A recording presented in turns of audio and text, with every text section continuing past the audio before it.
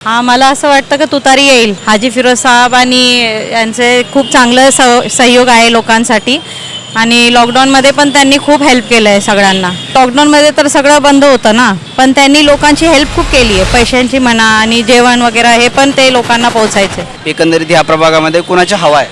हां, मला असं वाटतं की तुतारी येईल, कारण त्यांचं काम चांगलं आहे. ते करतात, चांगलं काम करतात.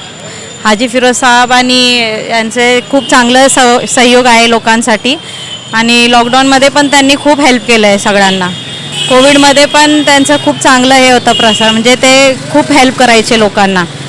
ज्यांच्या घरी जेवण नव्हतं त्यांना जेवण पण दिलं आहे त्यांनी, रात्रीचं दिवसाचं. आणि रमजानमध्ये पण खूप लोकांना हेल्प झालं कोविडमध्ये. जे कोविडमध्ये काम झालं, काय काय काम केलं होतं? कोविडमध्ये तर काम काय, म्हणजे ते कसं आहे, लॉकडाऊनमध्ये तर सगळं बंद होतं ना, पण त्यांनी लोकांची हेल्प खूप केली आहे. पैशांची म्हणा आणि जेवण वगैरे हे पण ते लोकांना पोहोचायचे. चांगलं केलं आहे त्यांनी, त्यांचं काम चांगलं झालं आहे. आणि इथे प्रगती पण खूप आहे कोंढवामध्ये, चांगली प्रगती झाली आहे.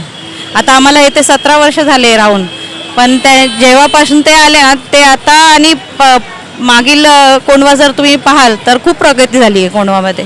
जे काही माजी नगरसेवक होते त्यांच्या कामाबद्दल लोक काही अंशी थोडंसं निगेटिव्ह पण बोलतात आणि बऱ्यापैकी लोक पॉझिटिव्ह बोलतात. या सगळ्याकडे बघताना तुम्ही काय सांगाल की त्यांचं काम तुम्हाला एकंदरीत कसं वाटलं? बघा कसं आहे, प्रत्येकाचं आपलं आपलं व्ह्यू असतं.